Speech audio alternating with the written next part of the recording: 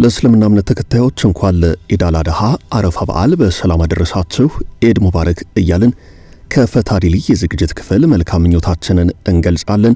የዕለተ ረቡዕ የረፋድ መረጃዎችን ደግሞ ከዚያ አስከትለን እንደሚከተለው እንነግራችኋለን። በቅድሚያም አርዕስቱን የሌተናል ጄኔራል ታደሰ ወረደን አስተዳደር አስወግደው በራሳቸው መንገድ ትግራይን የመምራቱን ስልጣን የተቆጣጠሩት ደብረጽዮን ገብረ ሚካኤል ዳግም ተከስተዋል። ደብረጽዮን በአዲሱ መልእክታቸውን ቀጥላለን ሲሉ አስታውቀዋል። የሚቀጥሉት በምንና በየትኛው ጉዳይ ላይ እንደሆነም ማብራሪያ ሰጥተዋል። በትግራይ ክልል የተለያዩ አካባቢዎች ወታደራዊ አፈሳው ቀጥሏል። ወጣቶችን በግዳጅ ወደ ውትድርና ለማስገባት የሚደረገው ይህ ዘመቻ አሁን ወደ ከፋ የኃይል እርምጃ ተሸጋግሯል ተብሏል። የሱዳን ጦር በኢትዮጵያ ድንበር በኩል ላለፉት 3 ሳምንታት እያደረገ ያለው መጠነ ሰፊ ዘመቻ ከታሰበው በላይ ድል እየተመዘገበበት ያለ ነው። ጦሩ በሳምንት ብቻ 4 አዳዲስ ስፍራዎችን መቆጣጠር ችሏል። ፈጥኖ ደራሽ ኃይላት ወደ ኢትዮጵያ ድንበር ሸሽተዋል ተብሏል። ድንበር ላይ ስለተስፋፋው ውጊያ ዝርዝር መረጃ ይዘናል። የኢትዮጵያ አየር መንገድ ወደ ሀገሩ ደቡባዊ አቅጣጫ ገበያውን የሚያሰፋለትን እድል አገኘም። አየር መንገዱ የደቡብ አፍሪካን ቀጠና የኤቪዬሽን ገበያ ለመጨበጥ በር የተከፈተለት ከናሚቢያ መንግስት የቀረበለትን ጥያቄ ተከትሎ ነው። 2 ሌሎች ሀገራት ብሔራዊ አየር መንገድ ለማቋቋም ለአየር መንገዱ ጥያቄ አቅርበዋል። ግብጽ ኢትዮጵያ የደህንነት ስጋቴ ናት ስትል ፈረጀች። በአሁኑ ወቅት ግብጽ የዲፕሎማሲ ጥንቃቄ ልታደርግባቸው ከሚገቡ ሀገራት መካከል ኢትዮጵያና እስራኤል በግንባር ቀደምትነት ተጠቅሰዋል። በኢትዮጵያ የቴሌኮም ገበያ ውስጥ በግል ኦፕሬተርነት በመንቀሳቀስ ላይ የሚገኘው ሳፋሪኮም ኢትዮጵያ በሀገሪቱ ባጋጠመው የካፒታል አቅርቦት እጥረት ምክንያት አዲስ የብድር አማራጭ ፍለጋ ላይ እንደሚገኝ ተሰምቷል። 7ኛው ሀገራዊ ምርጫ በመጪው ሰኞ ግንቦት 24 ቀን 2018 ዓ.ም ይካሄዳል። መራጮች ለክልል ምክር ቤቶችና ለሕዝብ ተወካዮች ምክር ቤት አባል የሚሆኑ እጩዎችን ይመርጣሉ ተብሏል። በትግራይ ምንም አይነት ምርጫ አይካሄድም። በአማራ ክልል ምርጫ የማይካሄድባቸው ናቸው የተባሉ አካባቢዎች ይፋ ሆነዋል። ይህን ጨምሮ ከላይ በመግቢያው ያስተዋወቅናችሁን ጉዳዮች አንድ ባንድ እየነገርን እናቆያችኋለን። አብራችሁን ዝለቁ። ዘመናዊ ንግድ ሱቅ በመርካቶ ተክለ ሃይማኖት ከ440 ሺህ ብር ቅድመ ክፍያ ወይም በ1.7 ሚሊዮን ብር ሙሉ ክፍያ ከ11 ካሬ እስከ ትላልቅ የካሬ አማራጮች ለሽያጭ አቀረብንላችሁ። ሱቆቹ የተንጣለለ ፓርኪንግ ጨምሮ ሁሉም የተሟላላቸው ዱባይ ሞል ስታንዳርድ ናቸው። በተጨማሪም በፒያሳ አራዳ ፓርክ ፊት ለፊት ከባለ 1 መኝታ እስከ ባለ 4 መኝታ መኖሪያ ቤትም ለሽያጭ አቅርበናል። ባለ 1 መኝታ በ3.9 ሚሊዮን ብር ሙሉ ክፍያ፣ ባለ 2 በ6.5 ሚሊዮን ብር፣ ባለ 3 መኝታ በ10.5 ሚሊዮን ብር ሙሉ ክፍያ አሊያም 10% ቅድመ ክፍያ በመክፈል ባለቤት ይሁኑ። የባንክ ብድርም አመቻችተናል። ሜሪት ፕሮፐርቲ። ለበለጠ መረጃ 0998317677 ይደውሉልን።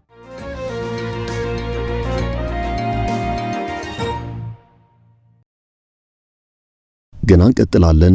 ደብረጽዮን የሌተናል ጄኔራል ታደሰ ወረደን አስተዳደር አስወግደው በራሳቸው መንገድ ትግራይን የመምራቱን ስልጣን የተቆናጠጡት ደብረጽዮን ገብረ ሚካኤል ዳግም ተከስተዋል። ደብረጽዮን በአዲሱ መልእክታቸው እንቀጥላለን ብለዋል። ደብረጽዮን በዚሁ መልእክታቸው በነገው ዕለት የሚውለውንና በፌደራል መንግስት ቀር የተደረገውን የግንቦት 20 በዓል ምክንያት በማድረግ መልእክት አስተላልፈዋል። ያለምንም አዋጅ ድጋፍ እንዲሁ በተለምዶ ለዓመታት ሲከበር የቆየው የቀድሞ ገዢ ፓርቲ ህወሓት መራሹ የኢህአዴግ ግንባር አዲስ አበባን የተቆጣጠረበት ግንቦት 20 በካሌንደር መዘጋቱ ቀሪ መሆኑ የሚታወስ ነው። ሆኖም በዓሉ በትግራይ መከበሩን ቀጥሏል። በዚህም ደብረጽዮን በጽሁፍ ባሰራጩት መልእክታቸው እንኳን አደረሳችሁ ከማለታቸውን ባሻገር ሌሎች ተያያዥነት ያላቸው መልእክቶች አስተላልፈዋል።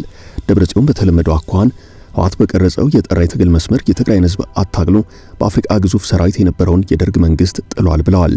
ያም ሆኖ አሁንም ቢሆን ትግላችን አላቁምም፣ ገና እንገፋበታለን ብለዋል።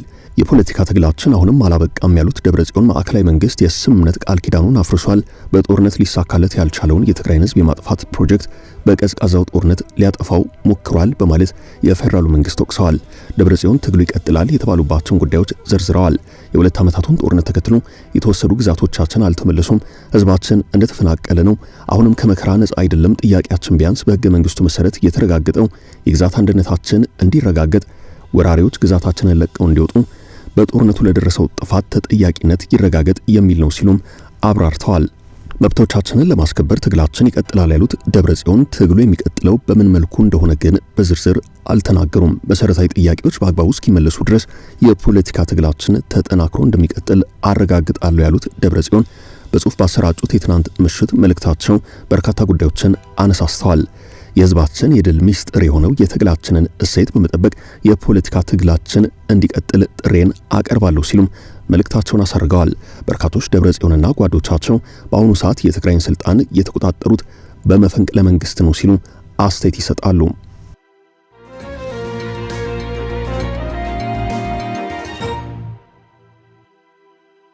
ኢትዮጵያና እስራኤል የግብጽ ብሔራዊ የደህንነት ስጋቶች ናቸው ሲሉ አንድ የቀድሞ ባለስልጣን ተናገሩ። ግብጽ ኢትዮጵያን የደህንነቴ ስጋቴ ናት ስትል ፈርጃለች። በአሁኑ ወቅት ግብጽ የዲፕሎማሲ ጥንቃቄ ልታደርግባቸው ከሚገቡ ሀገራት መካከል ኢትዮጵያና እስራኤል በግንባር ቀደምትነት ተጠቅሰዋል። የግብጽ የቀድሞ የውጭ ጉዳይ ሚኒስትር መሐመድ አልኦራቢ ካይሮ በአሁኑ ወቅት የያዘችውን የውጭ ፖሊሲ አቅጣጫ አስመልክቶ በሰጡት መግለጫ ኢትዮጵያና እስራኤልን የሀገሪቱ ቀዳሚ ብሔራዊ የደህንነት ስጋት አድርገው ፈርጀዋል። ዲፕሎማቱ ለአልአረቢያ በሰጡት ቃል በአሁኑ ወቅት በግብጽ በኩል ከፍተኛ የዲፕሎማሲ ክትትልና ጥንቃቄ እየተደረገባቸው ያሉት እነዚህ ሁለት ሀገራት መሆናቸውን በይፋ ተናግረዋል። በተለይም ከኢትዮጵያ ጋር ያለው የታላቁ ህዳሴ ግድብ ውዝግብና ተያያዥነት ያላቸው ፈጣን ክልላዊ ለውጦች የግብጽ መንግስት በአሁኑ ወቅት በከፍተኛ ስጋትና ክትትል ጉዳዩን እየተመለከተው እንዳለ አረጋግጠዋል። ኢጅፕት ኢንዲፔንደንት ቃለ ምልልሱን ዋቢ በማድረግ ባወጣው ዘገባ መሐመድ አልኦራቢ እስራኤልና ኢትዮጵያን የስጋት ምንጭ አድርጎ መፈረጅ ቀጥተኛ የጦርነት ሁናቴን የሚያመላክት ባይሆንም ጉዳዩ ከግብጽ ሀገራዊ ደህንነት ስሌትና ስልታዊ ጥቅሞች ጋር የተያዘ መሆኑን ባለስልጣኑ እንደገለጹ አስነብቧል። ግብጽ በቅርብ ዓመታት ውስጥ በአፍሪካ ቀንድ ከሚገኙ በርካታ ሀገራት ጋር ጠንካራ ስልታዊ ግንኙነት ለመመስረት በስፋት እየተንቀሳቀሰች መሆኗን የቀድሞ ሚኒስትር የተናገሩ ሲሆን ይህ የካይሮ የዲፕሎማሲ ጥረት በዋነኝነት ሀገሪቱ በኢትዮጵያ አቅራቢያና በአጠቃላይ በአፍሪካ አህጉር ላይ ያላትን ተጽዕኖ መገኘት ለማጠናከር ያለመ እንደሆነ አመላክተዋል።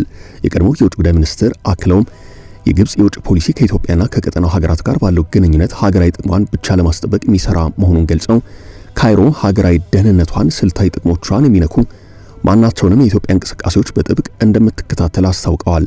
ግብጽ በአረቡ ዓለምም ሆነ በአፍሪካ ያላትን የፖለቲካና የታሪክ ክብደት በመጠቀም ከህዳሴው ግድብ ጋር ተያይዞ ከኢትዮጵያ የሚመጣባትን ተጽዕኖ ለመቋቋም ዓለም አቀፋዊና ቀጠናዊ ግንኙነቷን እንደምትጠቀም አልኦራቢ ተናግረዋል። በሌላ በኩል ኢትዮጵያ በታላቁ ህዳሴ ግድብ ላይ ያላት አቋም ለማንም ስጋት የማይሆንና ፍትሃዊ የውሃ አጠቃቀምን መሰረት ያደረገ መሆኑን በተደጋጋሚ ትናገራለች። ይሁን እንጂ የግብጽ ባለስልጣናት አሁንም ድረስ የህዳሴውን ግድብ እንደ ቀዳሚ ስጋት መቁጠራቸው ካይሮ በአፍሪካ ቀንድ የምታደርገውን የዲፕሎማሲና ስልታዊ እንቅስቃሴ ከዚሁ የውሃ ደህንነት ስሌቷ ጋር ለማገናኘት የምታደርገውን ጥረት የሚያሳይ ነው ተብሏል። ግብጽ በአካባቢው ሀገራት ያላትን ተጽዕኖ ለማሳደግ የምታደርገው ጥረት የኢትዮጵያን ብሔራዊ ጥቅምና ቀጠናዊ ተደራሽነት ለመገደብ ከምታደርገው ስልታዊ እንቅስቃሴ ጋር ቀጥተኛ ቁርኝት እንዳለው ይታመናል።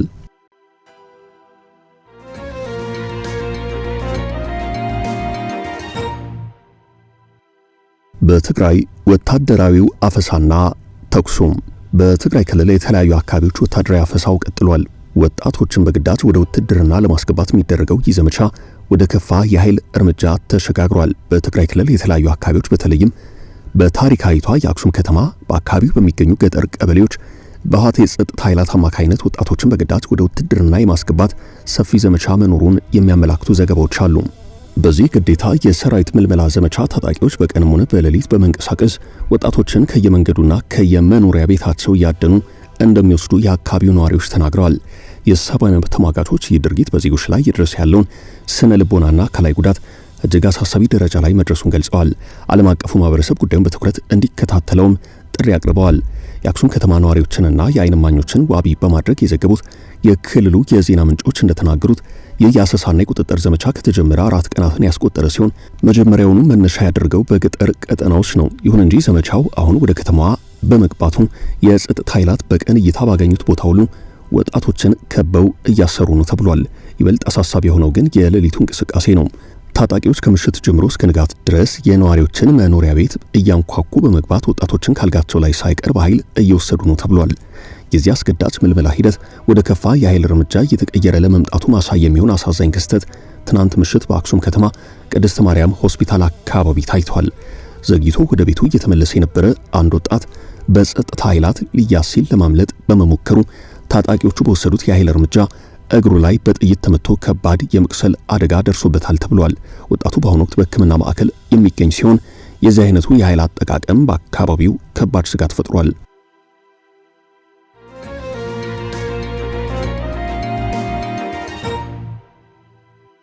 ጦሩ ወደ ኢትዮጵያ ድንበር ሸሸም። የሱዳን ጦር በኢትዮጵያ ድንበር በኩል ላለፉት 3 ሳምንታት እያደረገ ያለው መጠነ ሰፊ ዘመቻ ከታሰበው በላይ ድል እንዲቀናው አድርጎታል። ጦሩ በሳምንቱ ብቻ 4 አዳዲስ ስፍራዎችን ተቆጣጥሯል። የፈጥኖ ደራሽ ኃይል ተፋላሚዎች ይዞታቸውን በመልቀቅ ወደ ኢትዮጵያ ድንበር መሸሻቸውን የሱዳን ትሪቢዩን ዘገባ አመላክቷል። በሱዳን ደቡብ ምስራቅ ግዛት በሆነችው ብሉ ናይል የሱዳን 4ኛ ሜካናይዝድ ክፍለ ጦር ግዛቱን ከፈጥኖ ደራሽ ኃይላት እያጸዳሁ ነው ብሏል። በዚህም በሳምንቱ አብዳቅላ፣ አዲ፣ ዋሺምቡ፣ ኦም ሻንካር እንዲሁም ኪንሺንኩሩ የሚሰኙ 4 ስፍራዎችን ተቆጣጥሯል። ጦሩ እነዚህ ቦታዎችን በመቆጣጠሩ የፈጥኖ ደራሽ ኃይላት ወደ ኢትዮጵያ ድንበር እንዲሸሹ ምክንያት ሆኗቸዋል። ጦሩ ከ2 ቀናት በፊት ስትራቴጂያዊ ጠቀሜታ ያላትን ባርካ የምትሰኝ አካባቢን መቆጣጠሩን ተከትሎ ወደ ካርማክ ከተማም እያቀና ነው።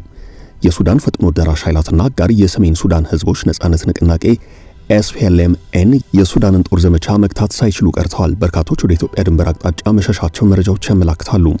በሳምንቱ የተያዙ 4 አካባቢዎች ከ5 እስከ 10 ኪሎ ሜትር ድንበር የሚቀርቡ ናቸው። አካባቢዎቹ ከ50 በላይ ሰዎች የሚኖሩባቸው ሲሆን ሰብአዊ ድጋፍ ቡድኖች የነዋሪዎቹ ናቴ በጦርነት መባባሱን ሲገልጹ እየተሰሙ ነው። የብሉ ናይል ግዛት ጦርነት ሚዛኑ መቀየሩ እየታየ ሲሆን ከጃንዋሪ እስከ ማርች ባለው ፈጥኖ ደራሽ ኃይላት ይዘውት የነበረው የበላይነት ተቀልብሷል። ፈጥኖ ደራሽ ኃይላትና SPLM-N ብሉ ናይል ግዛትን በመያዝ ወደ ማዕከላዊ ሱዳን ያለፉና ስትራቴጂያዊ የሆነውን አልሮዘር ዳም ግድብና አካባቢውን የመቆጣጠር ግስጋሴ ላይ ይገኛሉ። ፈጥኖ ደራሽ ኃይላት አሁን የግዛቱን ዋና ከተማ አልኮርሙክን ብቻ ይዘው ቀጥለዋል። የሱዳን ጦር ማጥቃት ይችን ከተማ የመጨረሻ ግብ ያደረገ ነው። ጦሩ ወደ ኢትዮጵያ ድንበር ሸሽቷል መባሉን በተመለከተ ከሱዳን ፈጥኖ ደራሽ ወገን የተባለ ነገር የለም።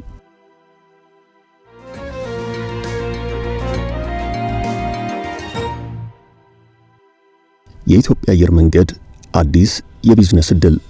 የኢትዮጵያ አየር መንገድ ወደ አህጉሩ ደቡባዊ አቅጣጫ ገበያውን የሚያሰፋለትን ዕድል አግኝቷል። አየር መንገዱ የደቡብ አፍሪካ ቀጠናን የኤቪዬሽን ገበያ ለመጨበጥ በር የተከፈተለት ከናሚቢያ መንግስት የቀረበለትን ጥያቄ ተከትሎ ነው። ናሚቢያ ብሔራዊ አየር መንገድ ማቋቋም ለኢትዮጵያ አየር መንገድ ጥያቄ አቅርባለች። የአየር መንገዱ ዋና ስራ አስፈጻሚ አቶ መስፍን ጣሰው በናሚቢያ ብሔራዊ አየር መንገድ ለመመስረት የሚያስችል የአዋጭነት ጥናት እየተደረገ መሆኑን አረጋግጠዋል ሲል አዲስ ፎርቹን ዘግቧል።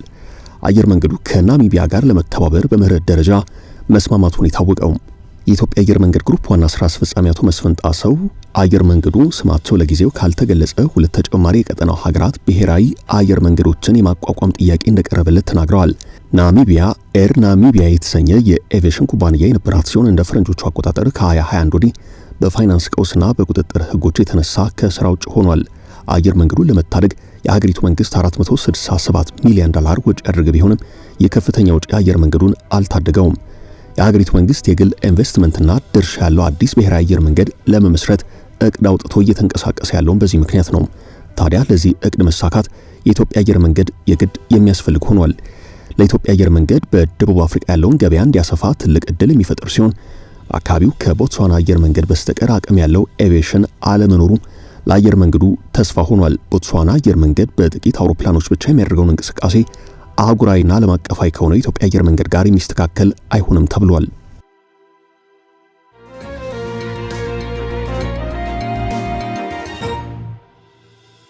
ምርጫ በአማራና በትግራይ ክልል 7ኛው ሀገራዊ ምርጫ በመጪው ሰኞ ግንቦት 24 ቀን 2018 ዓ.ም ይካሄዳል። መራጮች ለክልል ምክር ቤቶችና ለሕዝብ ተወካዮች ምክር ቤት አባል የሚሆኑ እጩዎችን የሚመርጡ ይሆናል። ከዚህ ጋር በተያያዘ የኢትዮጵያ ብሔራዊ ምርጫ ቦርድ መግለጫ ሰጥቷል። መግለጫውን የሰጡት የቦርዱ ዋና ሰብሳቢ ሜላትወርቅ ኃይሉ ናቸው። በትናንትናው ዕለት ግንቦት 18 ቀን 2018 ዓ.ም የቅድመ ምርጫ ስራዎችና የድምጽ መስጫ ቀንን አስመልክቶ በተሰጠው መግለጫ በአማራና በትግራይ ክልሎች በአጠቃላይ በ46 ምርጫ ክልሎች ምርጫ እንደማይደረግ ተነግሯል። በትግራይ በአጠቃላይ ምርጫ አይካሄድም የተባለ ሲሆን በአማራ ክልል ከሚገኙ 138 የምርጫ ክልሎች መካከል በ8ቱ ምርጫ እንደማይደረግ ቦርዱ አስታውቋል። የቦርዱ ዋና ሰብሳቢ ሜላትወርቅ ኃይሉ በመግለጫቸው በአማራ ክልል በ8 በትግራይ ክልል ደግሞ በ38 የምርጫ ክልሎች ምርጫው አይካሄድም ብለዋል። በአማራ ክልል ድምጽ የማይሰጥባቸው 8 የምርጫ ክልሎች በደቡብ ምዕራብ ጎንደር፣ በአምባሰል እንዲሁም በደጋ ዳሞት የሚገኙ ናቸው። ሰብሳቢዋ ሰኞ ዕለት ድምጽ የማይሰጥባቸው 8 የምርጫ ክልሎች ወደፊት እንዲመረጡ እንደሚደረግ ቢናገሩም ጊዜውን ግን አላሳውቁም። 6 ፓርቲዎች ከ7ኛው ሀገራዊ ምርጫ ከውድድር ውጭ መሆናቸውን አያይዘው የገለጹት ሰብሳቢዋ 42 ፓርቲዎች ደግሞ የምራጮችን ድምጽ ለማግኘት ይፎካከራሉ ብለዋል። ከውድድር ውጭ የሆኑት ፓርቲዎች 3ቱ በትግራይ ክልል የሚንቀሳቀሱ ስምረት፣ ቃንጭ ሐቂና ተንሳይ ሰባ እንደርታ ናቸው። ቀሪዎቹ ደግሞ ኢትዮጵያ ሶሻል ዴሞክራሲያዊ ፓርቲ ሶዴፓ፣ የሲዳማ ፌዴራሊስት ፓርቲ ሲፌፓ፣ የጋምቤላ ህዝቦች ነጻነት ንቅናቄ ጋህነን መሆናቸውን እንደተናገሩ የቢቢሲ ዘገባ አመላክቷል። የምርጫ ታዛቢዎችን በተመለከተ የአፍሪካ ህብረት ምርጫውን የሚታዘብ መሆኑን በደብዳቤ አስታውቋል። የአውሮፓ ህብረትና ሌሎች ምርጫን የሚታዘቡ አካላት ግን የሉም ተብሏል።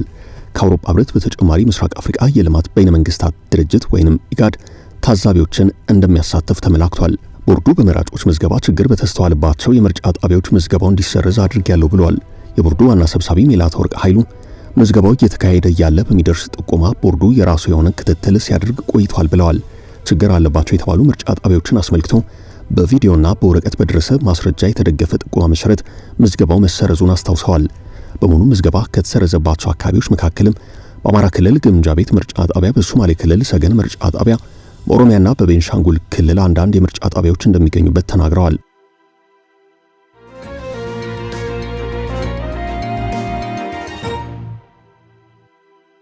ሳፋሪኮም ኢትዮጵያ የገጠመው የብድር ፈተና። በኢትዮጵያ የቴሌኮም ገበያ ውስጥ በግል ኦፕሬተርነት በመንቀሳቀስ ላይ የሚገኘው ሳፋሪኮም ኢትዮጵያ በሀገሪቱ ባጋጠመው የካፒታል አቅርቦት እጥረት ምክንያት አዲስ የብድር አማራጭ ፍለጋ ላይ እንደሚገኝ ተሰምቷል።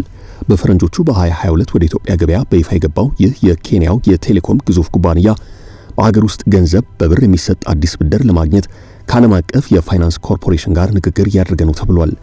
ሳፋሪኮም እየተደራደረ ያለው ከ100 ሚሊዮን እስከ 150 ሚሊዮን ዶላር ተመጣጣኝ ዋጋ ያለውን ከ16 እስከ 24 ቢሊዮን የሚጠጋ ኢትዮጵያ ብር ለመበደር ነው።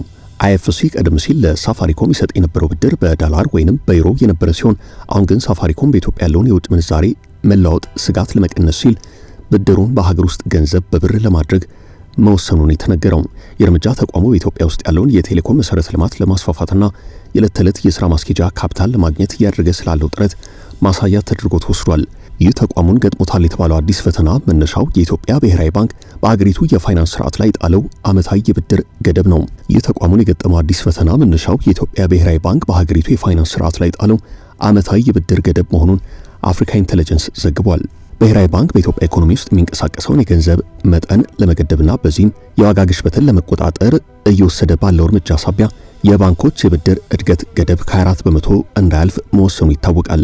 ሳፋሪኮምን ከሀገር ውስጥ የንግድ ባንኮች የሚፈልገውን ያህል የገንዘብ ብድር በቀላሉ እንዳያገኝ የመመሪያ እንቅፋት ፈጥሮበታል የተባለው።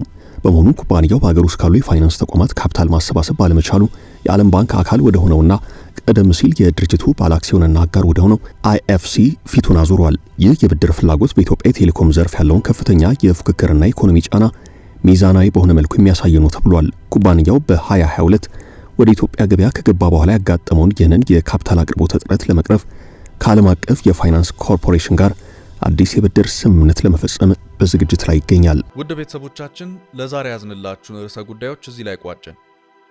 ላይክ፣ ሼር እና ኮሜንት በማድረግ ለቻናላችን ድጋፋችሁን መግለጽ እንዳትዘነጉ እያልን ከሌሎች መረጃዎች